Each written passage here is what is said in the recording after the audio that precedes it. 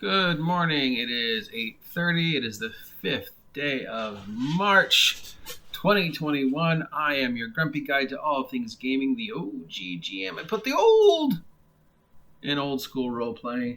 And today let's talk about something that isn't in any way, shape, or form political, though somebody would probably find something political about it. Let's do some GM tips and talk about maps.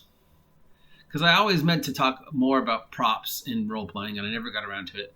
But it's on my list of notes of things I should talk about eventually.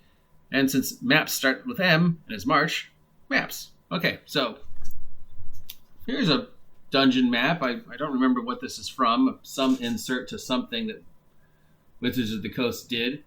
Pretty cool looking. I mean, you can tell what everything is. They've even put in, like, the torches and what looks like coffins or beds and a fireplace. I mean, this is a pretty awesome map. If I saw this on a gaming table or behind my GM screen, I'd be pretty inspired and have lots of interesting stories to tell about it. It's a pretty cool map. And this is also a dungeon map. It tells me, well, it's definitely not as cool as the last one, but it shows passageways, it shows places where I could put notes and rooms and leaves empty space for exploring. And let's face it, most of our history as gamers and DMs, our maps look like this. Very few of us are this artistically enabled to be able to draw or create something this awesome looking. Most of us' artistic talent lies closer to this. And really, let's face it, I mean, giving maps to the players is actually kind of a recent thing. Most of the time, the only person who saw the map was the DM, and 90% of those maps were those put together dungeon geomorph blue squares on blue things that we saw in so many of the old modules. This style of maps is actually relatively new. And for most DMs throughout the history of the hobby, most of us just drew this. And if we gave a player character a map ever, it would look like it was something that was drawn pretty much this level of skill. We love maps. We're fascinated with maps. As a culture, it is just ingrained in our psychology, a love affair with maps. And there are maps out there that are in museums. They're so amazingly well drawn.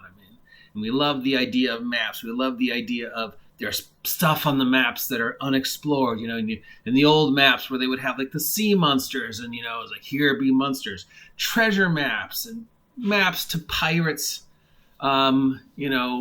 Treasure, and maps of the old house where you notice on the map that there's something wrong, or maps to the castle. I mean, we just love maps. So it's obvious that maps would be a very intrinsic part of the hobby. And as a GM, a map is definitely in the top 10 of props you can use. But really, for years, again, this is relatively new. I mean, for years it would just be the DM telling us, all right, you see a door.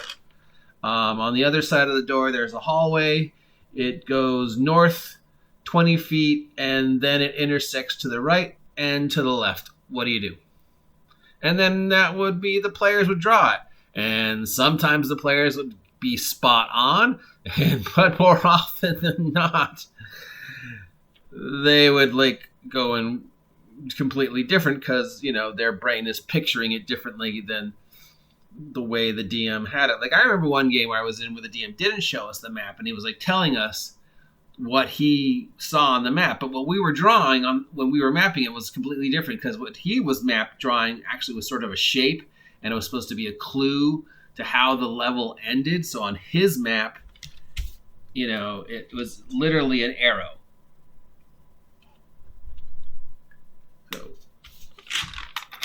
He had drawn out an arrow, but in squares and rooms. But if you looked at it from the top down, you could see that this was actually an arrow pointing to a secret room.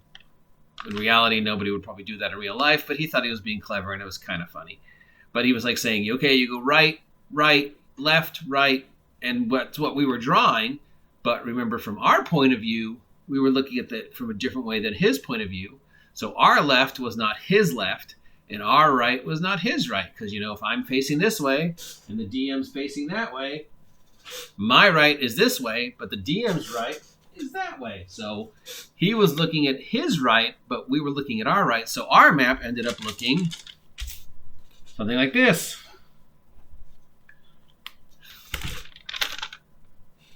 Because, yeah, so most of the time, DM behind the screen would just be looking at the map going, okay, you see a door, you're in a hallway, there's a 10 by 10 room to your left, and that would be it. And that means that the DMs was either using a pre-published map, and for the longest part of the history, the pre-published maps were just those blue squares on blue background geomorphs, which when you look at them, are like, that makes no sense. That is a really horrible design building compared to like maps of real buildings. You know, or just be something like this. If it was a homemade dungeon where he would just draw it. I mean, some of them out there are amazing. If you look on the internet of like and do dungeon maps and look like even older dungeon maps, there are definitely people out there who could draw at this level or better in map making. But most of us like this. And considering this is one of your top 10 tools, top 5 tools, top 5 props as a GM, it's kind of important. But really, there's nothing that says you have to give them a map. And for most of the history, we didn't give them maps. And it's actually more fun to have them draw out a map. And really, the only time you should need a map is if it's tactically important or if you just want to make it look cool. Like, you know, if I needed to know where everybody was in the battle on this screen, then maybe I'd throw something down and draw the area so we know exactly where Bill the fighter is in relation to Ugba the orc, and where Susan the cleric is in relation to Thurgoborg the goblin. You know, so okay, well, Sue moves over here. Oh, well, you're directly in range of Ugba's bow, Sue. I don't know if you saw that, but if you move over there, and if I don't show them that, then you know. But there's nothing saying you, DM, has to draw this level of experience. Since the players are never going to see it, your maps can look like this. Hell, you don't even have to have it. You know, it could just be an outline. It doesn't even have to be a map. It could just be an outline. Okay, first encounter is this. Second encounter is this. Third encounter is this. There's a hallway, and, you know, because they're never going to see it, so it doesn't really matter unless you're a really high critic of your own work, like I am. And then you look at this and go, oh, God, that's horrible. And then you're going to go online and try and find something like this. As technology progressed and we had access to things like libraries and photocopiers and then computers, obviously our ability to create maps or steal other people's maps. Oh, it's called the Chamber of Eyes. The name was on it. Anybody know what the Chamber of Eyes is from? I don't remember. I mean, this was on a shelf in Seth's. I assume it's part of some module or adventure or something. But I don't know what. I just liked it because I can't draw. And, you know, I like maps. I like props. I'm very much, you know, I would love to, if I could do the Dwarven Forge thing with the 3D map and the terrain and everything, I would, but I can't. And sometimes this is fine because my players are never going to see this. I'm just going to tell them, all right, you go down the hallway, you have a passageway to your left and a passageway to your right. What do you do? And maybe their drawing matches my drawing, or maybe they end up drawing something completely different, and then they're like, well, wait, you're at a dead end. And that's just as fun. Either way, maps are a great prop for you, the DM, but they don't have to be this amazing. And that's fine. You could just put down, I mean, if you could just put down a blank piece of paper or, you know, butcher paper, or get one of those draw and erase vinyl sheets, or use whatever you have if you need to map things out, but it does no way in shape or form feel you are compelled to have this level of quality. I mean, you know, photocopy things if you can. Big empty pieces of paper and a crayon are fine. I mean, most of us have used those big vinyl things with the wet and dry erasers. I mean, those have been around for a long time. And most of us have been disappointed by them because really after a while, the ink just stays. And then you've got the ghost of the previous adventure on the current adventure, and somebody thinks that ghost box is important. So really, guys, this level of art is fine. I mean, if they're never going to see it, who cares? If you need something for them to see, blatantly steal. You know, find this stuff just laying on a shelf somewhere. Photocopy stuff from the library. Print things out now that we can. I mean, it's a great thing about the technology boom for us DMs is now that we can print out maps, and better yet, we can find people who are much more artistically inclined than we are and go, this map, I'm going to steal this and just use it because it's way better than anything I could ever draw. But if it's behind the screen and they're never going to see it, this is fine. Maps are a great prop.